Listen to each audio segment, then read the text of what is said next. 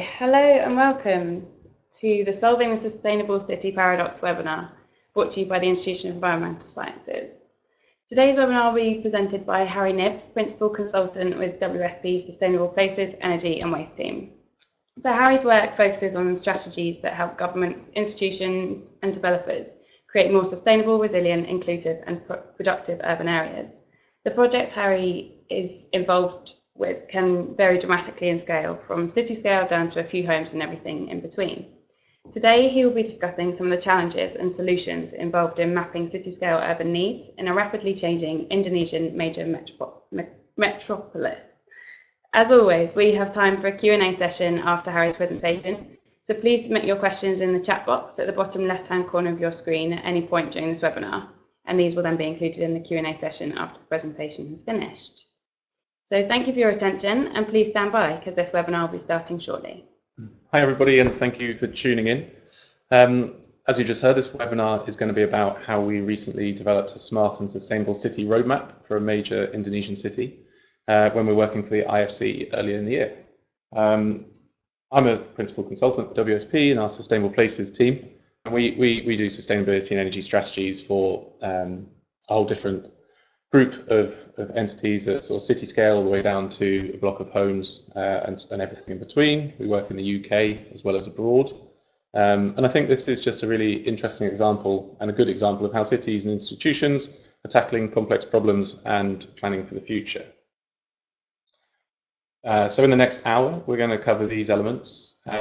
It's broken down into two parts. The first part is a little bit about us and the client, the project's aims and objectives, the methods and some of the challenges in doing city level analysis. And then part two dives down into the detail a little bit further, and I talk about some of the solutions and some of the findings from our analysis. Sort of aim to talk for around 40 minutes, with which should leave 20 minutes of Q&A at the end. And 40 minutes is quite a long time on one project, so we're going to dive off in a couple of places where there are interesting points to be made. Here we are alongside the IFC with our mission statements and worldly coverage. We both operate across many countries and jurisdictions.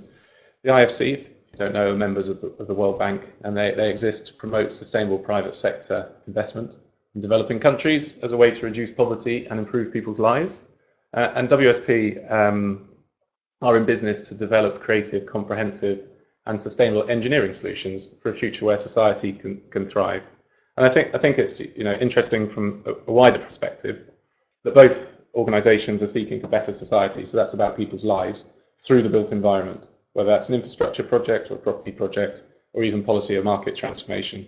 And we expect more of this to come, or I expect more of this to come, especially as responsible business becomes increasingly mainstream. Okay, on to part one. Just to provide a little bit of context and background, the IFC have been working within the city for a number of years and had some success in 2012 when they facilitated the development of a green building code, which was enshrined in law. It's a fantastic achievement. It effectively set standards for large new builds within the city we're talking about. The project that we worked on, the one of this presentation, sought to build on that success. So there was recognition that opportunity exists within a broader spectrum of sectors, and so we're appointed to develop a smart and sustainable city roadmap, which plotted the course for the city to reduce its carbon footprint by 30% by 2030 against a business as usual projection. Just that business as usual projection that was provided to us by the IFC, which was done by the city themselves. And as you would expect, these cities in this region are really expanding fast, driven by many factors, which we'll touch on a little bit later on. But hand in hand with that expansion comes carbon emissions as well. So what we were tasked with, effectively, was taking a look at this projection and providing advice on the sorts of low and smart carbon projects that could help reduce the carbon footprint by 2030. But it was really important to make sure that the recommendations improve people's lives, so that people who are living in the city, rather than just reducing carbon without being aware of that. I think on top of that, there's three other factors that are worth mentioning. The first one is about a smart city program that existed already. There's a lot of focus on smart city within this jurisdiction, and we wanted to, or needed to align with the smart environmental pillar. We were working for the IFC, and therefore we needed to make sure our recommendations were packageable and sufficiently bounded from an investment perspective. And the final thing was to be aware of that human scale, which was to ensure that it improved people's quality of lives.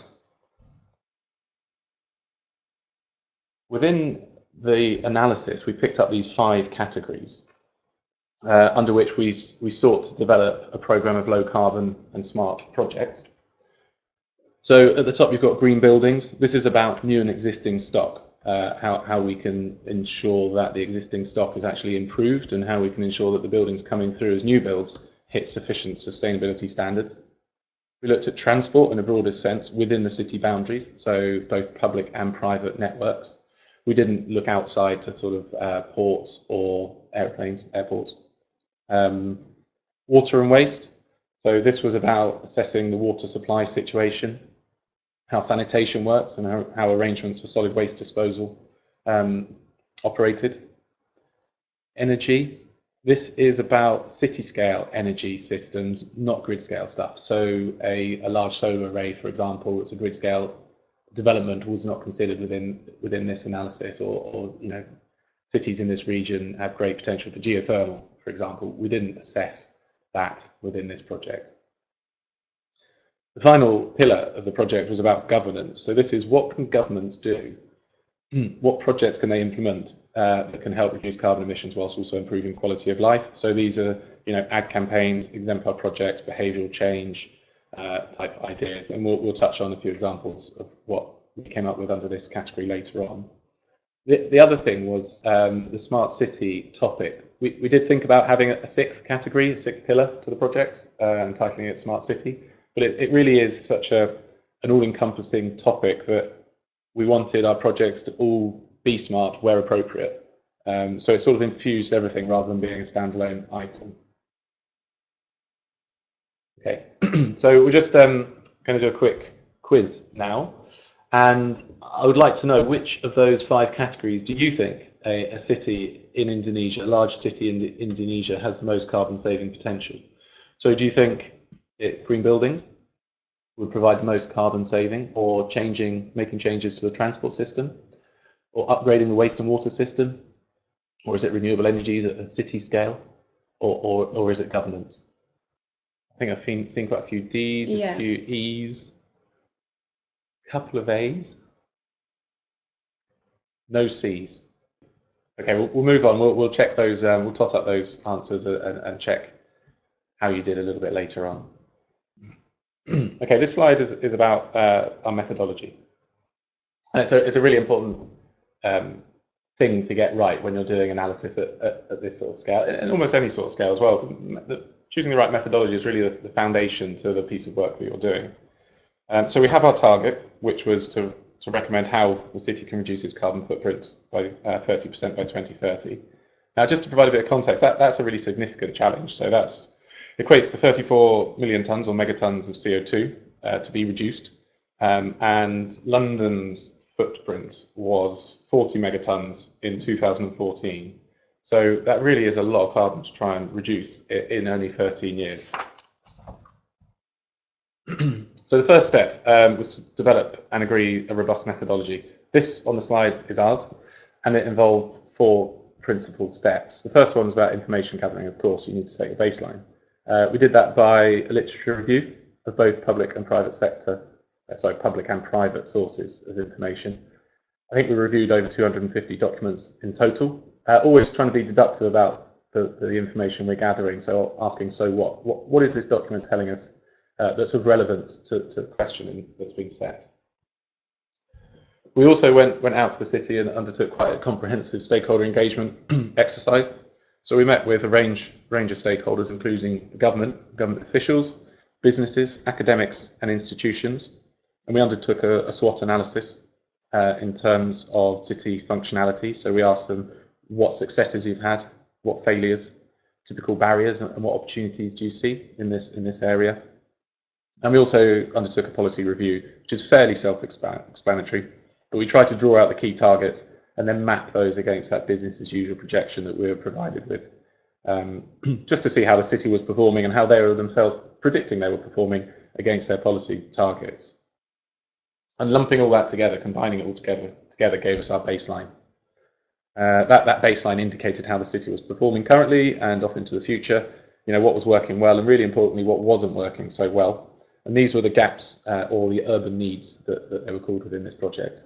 And those sort of gaps that we identified are really what we wanted to plug through the recommendations. At its peak, we had quite a large team at WSP working on this. I played a project management role, so it was my job really to gather all this information and then distribute it, all the facts and findings to the right people.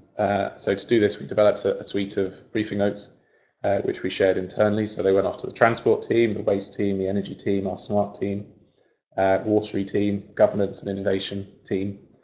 And we asked our colleagues to develop a comprehensive long list of low carbon smart solutions which could plug the gaps that have been identified. And then I collated all those responses into a long list of project recommendations. So we're now into the second pillar within analysis. So that resulted in around 73 project opportunities that we presented back to the client, covering a broad range of project types and scales.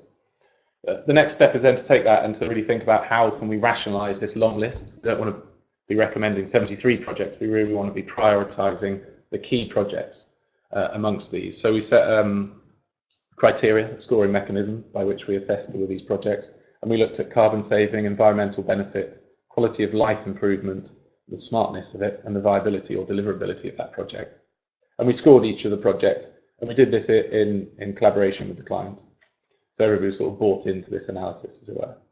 What that did is it allowed us to prioritize which projects were going to be either the most impactful, whether that's in terms of carbon or quality of life, or the most sort of focusing on the smart environmental pillar.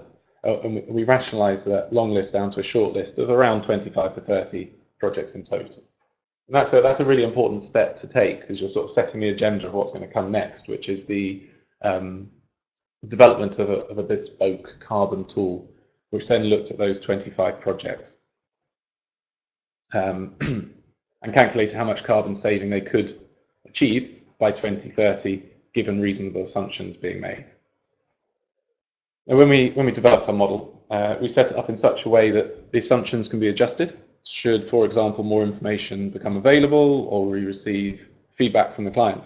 And I think it's really important in any modelling you do that you try and do this. You try and build in the flexibility to allow changes as you go along your sort of project journey, because things will change, and making sure you don't have to go back and remodel everything is really, really important.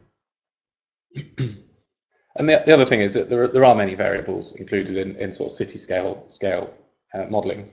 And so what we wanted to do is develop a sensitivity tool, which we called CAST, so that's Carbon Sensitivity Tool. And really what that does, it contains all the data of our carbon model, the bespoke carbon model we produced, but it added a frontage, which allowed the assumptions within each project to either be scaled up or scaled down as required. And that is key in a project like this, because we in the IFC are engaging with the city government. And the role that we play with all of this information is effectively to present it back and talk through these ideas with them. But they may have different drivers, either political agendas or financial drivers that are bearing down on them. And so having something that's iterative and allows a deeper discussion to happen is great. And this tool allows that to happen.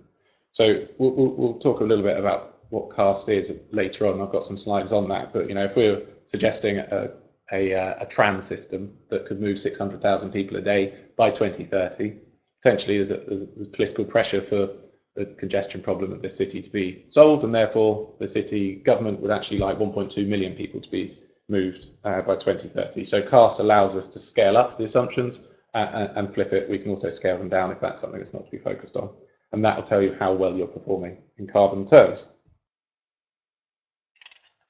And the final stage of the project is to go back out, take these results, present them to the city government, and and gather their comments. And that will really package up the phase 1 of this project. Okay, in terms of challenges, there are many, of course, but I just wanted to touch on 5 that I think are important. The first one is about quality of data sources. It's really good to keep track of your confidence level in each data source, so you know how much emphasis to put on that piece of data or not, and try not to rely on one source all the time. It's really good to look at the problem from a couple of different angles, and that way you can add robustness to your calculations. Local context, again, this is hugely important and can vary dramatically across the city with many nuances. So we try to spend as much time in city and with stakeholders and the client team to better understand this, and we've allowed our recommendations to be iterative and the modelling to be flexible, as I mentioned previously. Methodology, yeah, I've talked about that in a bit of detail previously. It's really important, and be transparent and get buy-in wherever possible.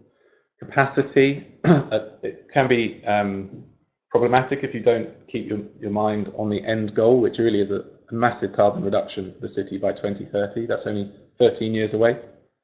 And a number of large-scale infrastructure projects can have quite long gestation periods, for example. So you need to be practical and realistic about how these projects can be delivered. And I think the final bullet point on presentation is not to be underestimated. How best can you present the vast amount of information that you'll be gathering through a process like this in a way that's easily digestible, is communicatable. And so we spent quite a lot of time, actually, the final report's around 90 pages long. It could have been double that, but we really tried to strip it back and use graphics as far as possible. And some of those graphics are included in this presentation. So it really is sort of engaging, and that's especially important if you're talking to non-technical people, which was the case with us. So I think just to conclude, the challenges and the methodology piece is key, that you make your analysis proportionate to the quality of information being fed into it, and then also the decisions that are being made because of it. Okay, that's part 1. Part 2 is more project focused. I think it's probably a bit more detailed than that, and it draws out some of these urban needs I mentioned earlier, presents a bit of quantitative information in terms of carbon projections, and we'll take a look at CAST. And then what I'll do is I'll walk you through a couple of the project recommendations that we made. We won't go through all 25 because that will take a long time, but we'll just do 4, I think it is. Okay, in terms of this slide, these is the summary of our findings of that sort of information gathering stage, and these are some of the key areas where we looked at. Population it is set to grow dramatically, so they're growing at a rate of 15% until 2030, and that equates to about 2 million more people. The city boundaries themselves aren't expanding, they're stable, just like London. They don't go out, but if you put more people in, then you really do need to densify and intensify the space, which the city is predicted to do to around 18,000 people per square kilometre, and that makes it one of the most densely populated cities in the world with the highest projected expansions. So it really is going to undergo some significant change. For context, London's 1,500 people per square kilometre. This city is 18,000, so that's 12 times, a factor of 12. Pretty significant. In terms of GDP, as you'd expect, the city of a city in this region, the economy is expanding rapidly. The number of households earning $70,000 US dollars a year will double between now and 2030, and that represents a significant increase in the urban middle class and associated consumption power. I've got a slide on this next, actually, so we go into this in a little bit more detail and try to understand what implication that could have for the environment within the city. It's not necessarily a problem, but it can be in some situations, in some circumstances. Energy, in line with other trends, energy demand is increasing and is set to double by 2030. With the movement towards electrification of buildings and transit, that may actually increase further. Renewable energy generation in the mix is reasonably high, but it's not the highest on a global comparison, so there's definitely scope for more. Also, you start to see sort of interrelations between factors here. So increasing the renewable mix would lower the carbon intensity of the grid, which in turn starts to support the case for electrification, at least from a carbon perspective.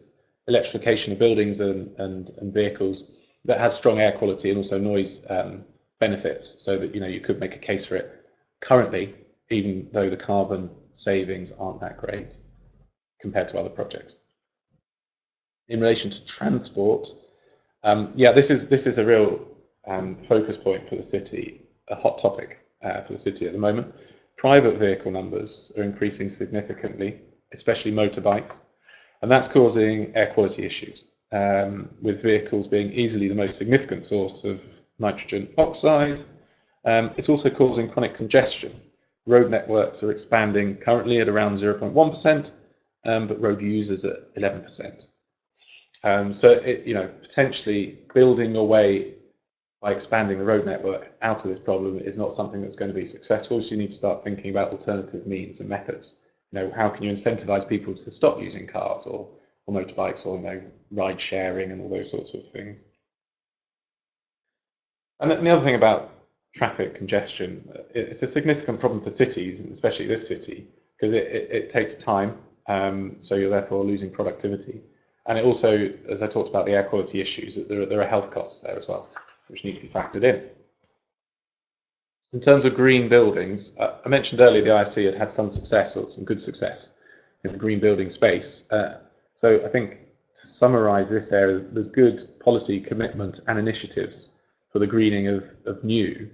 And there are some tools, such as the IFC's Edge Building app. It's really interesting. That's at Edge Buildings. If you look online, it's a great new build resource that's open source, and you could use it to help you design new buildings. So there are policy support, but there are also tools and techniques available for developers in these cities to start greening their new building, as well as the existing stock. In terms of water and waste, the growing population is really putting some pressure on the water and waste management and resources in the city. So we found more solid waste was produced than could be trucked out of the city. So there's huge capacity issues leading to dumping and disposal of waste illegally within the city boundaries and importantly within the rivers as well. Much like the UK, but just for context really, landfill space is declining. And so there needs to be an understanding of where and how to treat these waste streams, and that's a growing issue for the city. Likewise, there's pressure on the water supply system and the sanitation networks. The World Bank suggests that only 5% of the population has access to off-site waste treatment facilities, with on-site waste treatment suffering from poor design and management and causing localized contamination. So they're polluting the groundwater and the river water as well. Piped water supply is at around 42% of households having water, but there are safety concerns with the quality of the water that comes out of the tap. So almost everybody treats their drinking water, no matter the source. And this is an interesting concept for this report that we had to do for our roadmap, because there isn't a huge amount of carbon saving, that could be had. Improving the network contamination would stop people boiling the water before they drink it, but the amount of carbon that saves compared to some of these other projects is relatively minor. But there is that requirement to improve quality of lives, and if the city is going to be a player on the global scale, then these sorts of projects do need to be implemented and delivered, and therefore we kept projects that focus on water and waste quality in the roadmap and within our final recommendations.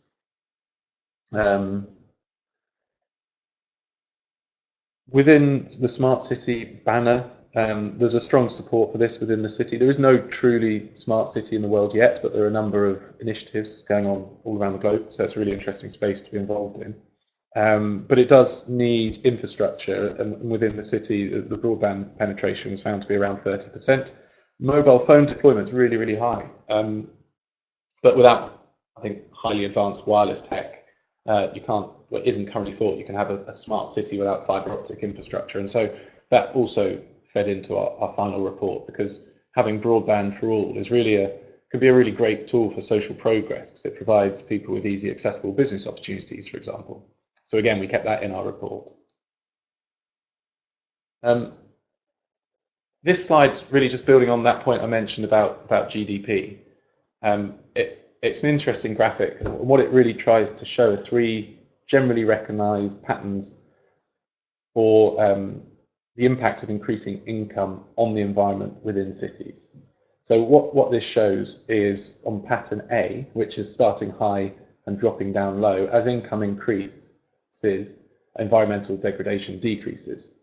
And generally this is linked to aspects that directly affect human health. So examples could be access to clean water and adequate sanitation. The curve in the middle, path B, is called the environmental coordinates curve. And this is the pollute first, clean up later approach, which is where we see a rising and then a topping out, followed by a falling of environmental degradation as incomes increase. Good examples, classic examples of this are the quality of ambient air or the amount of tropical rainforest deforestation. And this is typical for the process of industrialization. It's the process. This is the model that the UK went through, for example, or the trajectory that we went through. And there are some really interesting thoughts on how technology can be a solution to mining this curve. So you wouldn't need to top out at B, but in fact it's a lesser curve. So environmental degradation isn't so great, but you still manage to improve or increase income. And a classic example of how mobile phones within Africa as a continent have reduced the need for wires, saving that resource, for example. Pattern C, this is this is typically rising income leading to more environmental degradation, and happens to aspects that can be easily externalized, like CO2, or they're a product of consumerist societies, such as municipal waste, for example. So this is as people become richer, they produce more and more of these things, and our job was really to try and tackle the CO2 element of it. This is quite a hard to read slide, but I think it's just a snapshot of some of the urban needs that our analysis picked up as we went through. I'm not going to read through all of them, but it did pick up the typical things that you would expect to see. For example, the need for greater renewables, bearing in mind that this is at a city scale, not a grid scale, so no major solar arrays. But given the location of the city and the makeup of the buildings, there's great potential for this. Traffic, picked up congestion, which causes air pollution, which is affecting health and productivity, and therefore a need for a more integrated and larger mass rapid transit system. And then we talked about pipe water supply, infrastructure being poor quality, and the network isn't as expansive as it could be. This causes health problems, localized water abstraction, where people don't have a pipe water supply, which in turn is draining the aquifer that sits under the city, actually causing some subsidence in significant rates, around 200 millimeters per annum, according to some sources. That's coupled with rising sea levels. This is a delta city we're talking about, and there's a real climate change issue on the horizon. And then a whole list of other ones, which we won't go into in so much detail. We then categorise the themes of the needs that we saw against the sources, and then what we do is plot them underneath the categories I mentioned earlier on. So energy systems, transport, waste, buildings, and governance. And what that came to is this sort of one showpiece image that formed the executive summary of our report. And this was one image that tried to tell the story of everything that had gone on. So here we get to see whether or not the guesses earlier on were correct. Do we know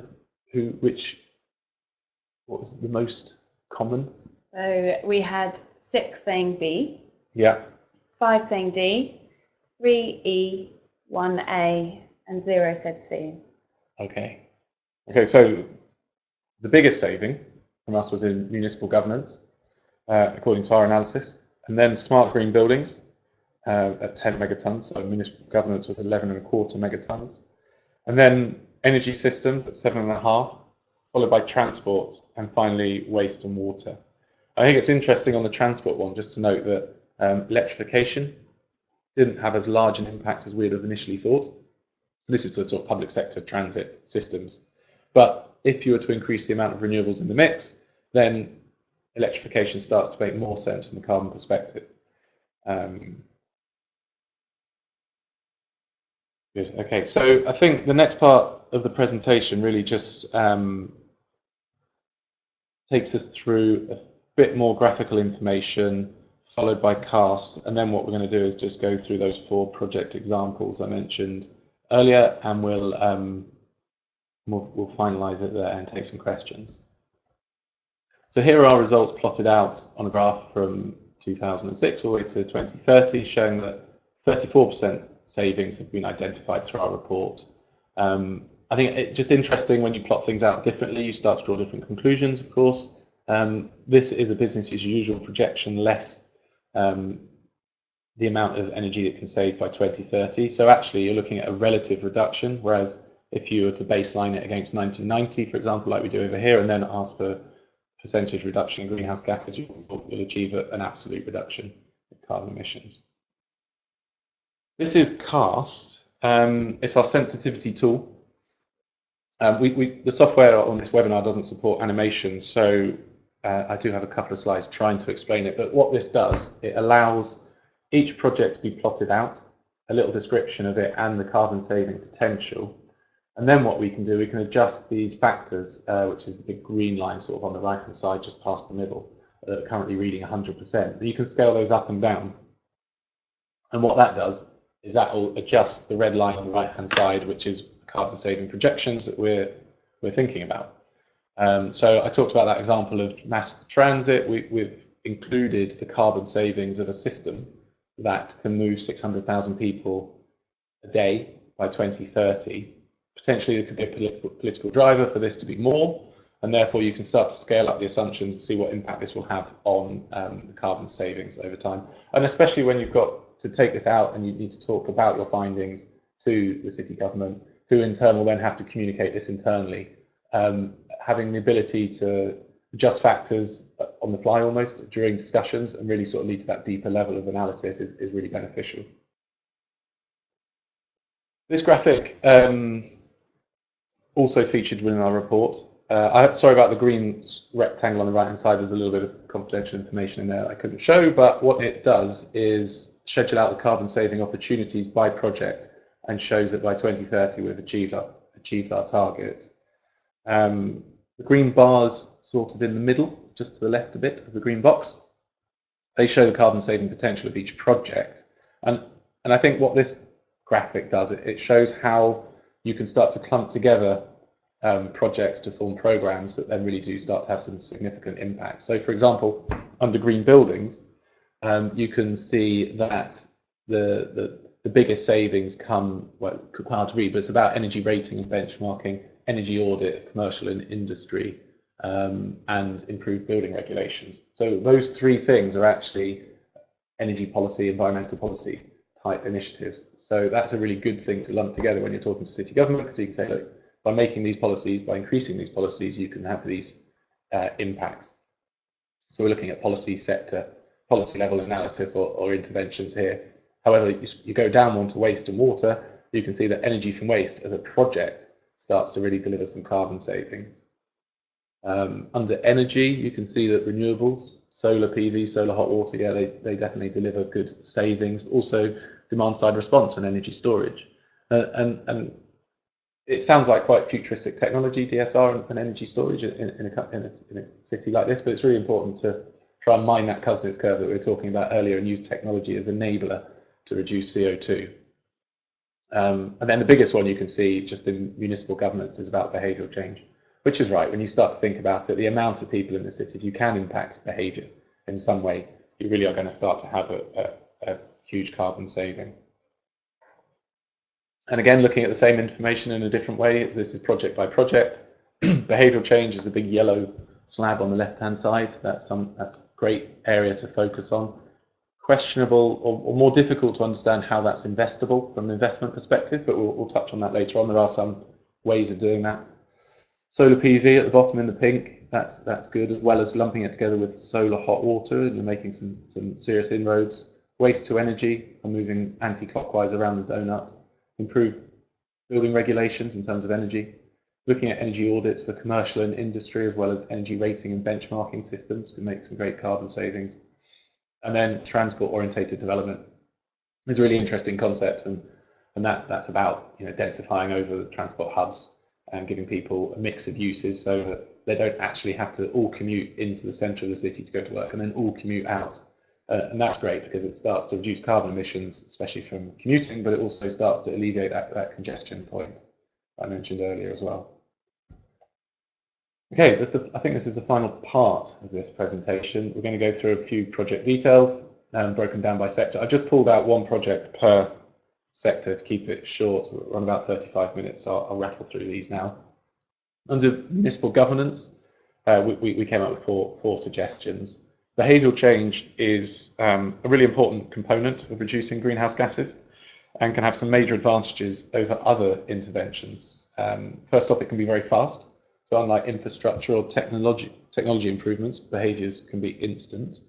And secondly, they can be highly cost effective and provide benefit to citizens in a way that doesn't happen with other projects. So if your behaviour has changed through education, that you want to use less energy, you want to turn off your lights or appliances, for example, at home, you'll start to realise carbon savings, but you'll also start to be financially rewarded for less energy being used. Really good examples of this, O-Power in the States. They're a utility supplier. So they would send you an electric and gas bill, and on it you'd have some comparative data. So they'll tell you how well you're performing against your neighbours on your street, for example. And that just drives a bit of a local competition. And that's seen some really good success. Slightly closer to home, St Bart's Hospital deployed something called Operation TLC. And that was about T for turn off equipment when not in use, L lights off, C close doors and windows. And they also implemented a quiet time where patients were encouraged to retire to their rooms and visitors asked to just leave them be for a few hours. And what they found after a period of time was that they had benefits beyond energy saving, which is great. So patients were reporting fewer sleep disruptions and getting healthier because of this, and actually staff had more time to prepare and rest themselves. And they achieved a £500,000 energy saving over the course of the year, which was enough for 18 new nurses, and they saved 2,000 tonnes of CO2, which is fantastic results of these sort of behavioural change type initiatives. They put a lot of effort into tracking the responses and the outcomes of that, which is really important for these schemes. Under Green Building Programme, we had 8 suggestions. I'm going to just touch on energy rating and benchmarking. And we tried to give, again, think about this communication piece, we tried to give each project a short description as well as KPIs scored against some of the key indicators. So energy rating and benchmarking, this recognised that Jakarta's Green Building Code existed and had been successful, but it was that code targets large facilities, and so we were thinking about expanding the breadth and the depth of this code through an energy rating system. This can be beneficial, I suppose, for the market through greater transparency, as well as helping policymakers by providing an indication of the success or failures of energy-related policies. For this programme to work, there would need to be an energy audit carried out, and you could use software similar to the IFC's Edge, which exists, which is definitely worth looking at if you have time. And that can be used for rating the units. And a bit like EPCs, but maybe more akin to display energy certificates. In this country, a rating could be required for any units bought, let or sold, and therefore driving competition again, which is great. Mexico City has got a good example of this where it's worked well. Called it a Sustainable Building Certification Program, and better ratings for new builds are rewarded with, and existing buildings are rewarded with tax reductions, utility bill reductions, access to financing, and then there's the whole market-based stuff, which is all around increasing rental yield and development value. So this project, or this program, energy rating and benchmarking, we thought could save over 3 megatons of CO2, or approximately 9% of our overall targets. Under waste and water, we had 3 projects. I'm going to touch on landfill gas, which is a really interesting one from climate terms, because landfill gas is a natural byproduct when organic materials decomposes, and that consists of roughly 50% methane and 50% CO2. Methane has got a global warming potential of 21, so that's 21 times more than CO2, and therefore it's a really important greenhouse gas. So we suggested that a number of these major landfill sites that surround the city could be fitted with landfill gas capture technology. And in an ideal world, that gas would be captured and burnt, but flaring is also an option. And these sorts of systems can provide energy for local communities and things like that, and be really, really positive socially as well as in terms of climate. There's a really good global example in Shanghai, Shanghai landfill site, where they've got 11 gas engines burning methane that comes off that landfill, producing around 10,000 megawatt hours per annum. So that's a great example of that. Low carbon transport, again, a number of suggestions under here. Light rapid transit, this is sort of a monorail or a tram type system. It's just widely recognised that there are a huge number of private vehicles within the city, and it's causing major congestion, with travel times being extended by around 50 to 60% of what they should take. So that's one of the worst performers when you benchmark this globally, sort of akin to Mexico City type stuff. And that has an impact on productivity, but also air quality and health, as I mentioned earlier. And we can see the situation deteriorating as demand for private vehicles, especially motorbikes, increases. So there is an LRT system being proposed, and what we did is model that system plus an enhanced version of it that could move around 600,000 people a day by 2030, which I think is a tough challenge in 13 years. But having cast that sort of sensitivity tool we talked through earlier really allows these assumptions to be ramped up or down, and that deeper conversation to be had when you're city government, when you're talking to their transport planners and transport team. Good example of where this has worked well globally is in Singapore. It's well known for its efficient transit system, which opened in 1999 and is fully automated and driverless. Low carbon energy, so again, this is sort of energy systems at a city scale, not a grid scale. One of the suggestions was a sort of retrofit solar hot water program. It's a key renewable resource because it doesn't produce any GHGs and it's widely abundant. Solar hot water, actually, compared to solar PV, is more widely deployed globally, and that's because of its cost effectiveness, it's efficient, and it's really simple to do. So this program comprised of a comprehensive distributed solar hot water retrofit program for domestic use, and we thought that could save around 2 megatons of CO2 again, by 2030. And I think the standalone nature of these systems is really attractive as minimal additional infrastructure is needed. And I think this is the final slide. So it's a good global example is in Israel. In 1980, they introduced, or the first country to introduce a regulation about the use of solar energy in new buildings. Mostly to drive energy security, but now they're reaping the rewards in terms of carbon as well. And that's had great success. So around 90% of homes all use solar hot water. As an example of policy really driving great deployment of the technology. Okay, and that draws me to the end of the presentation. Thank you very much for listening. I think we'll take a few questions. Yeah, thank you. That was a very interesting webinar. And yeah, I think you've highlighted some really interesting areas of development and opportunity, which is great. So I've got a couple of questions that came in. So Robert's actually asked, when calculating potential emission savings, does including behaviour change mean you end up double counting some opportunities, as behaviour change may include adjustments to transport, household energy, etc.? Or are these separated out in some way in some of your models? Yeah, really, really good question. We did try to the best of our ability to separate out behavioural change impacts with some of the more detailed analysis we did for project level stuff. But it can be difficult. You can't map all behavioural changes and then identify them against your projects, I don't think, at this level anyway.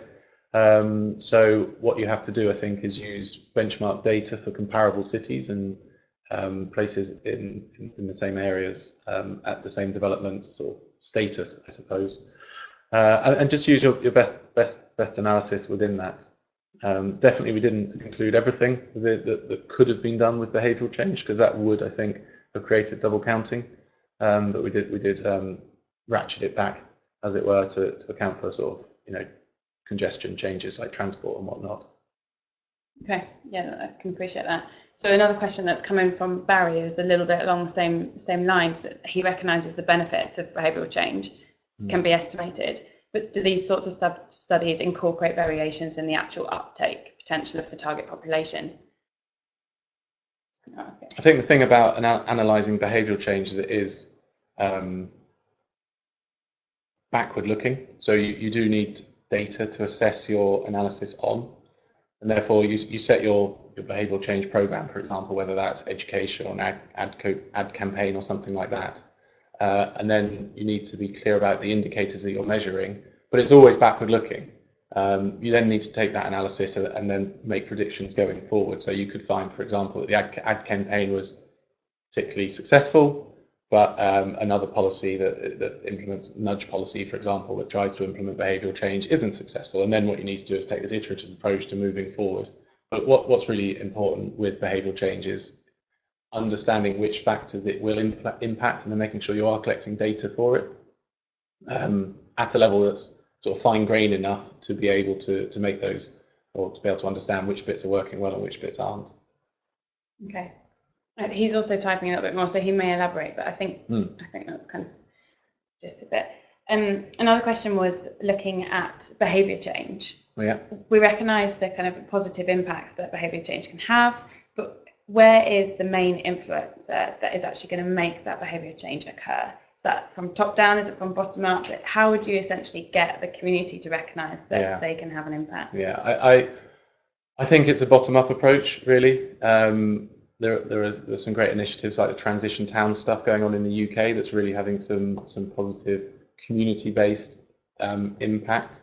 It does take a lot of work from community members, and I think the government's role in this can be to promote best practice and to facilitate community-type organisations.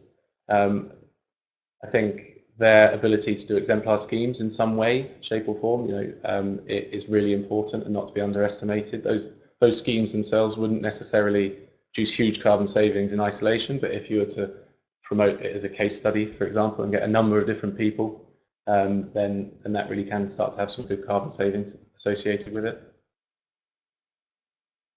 Yeah, so it's a trial and error essentially, I guess, as well as you go through. Be. So Adam's asked another question, which is, what's the relationship between urban density and low carbon?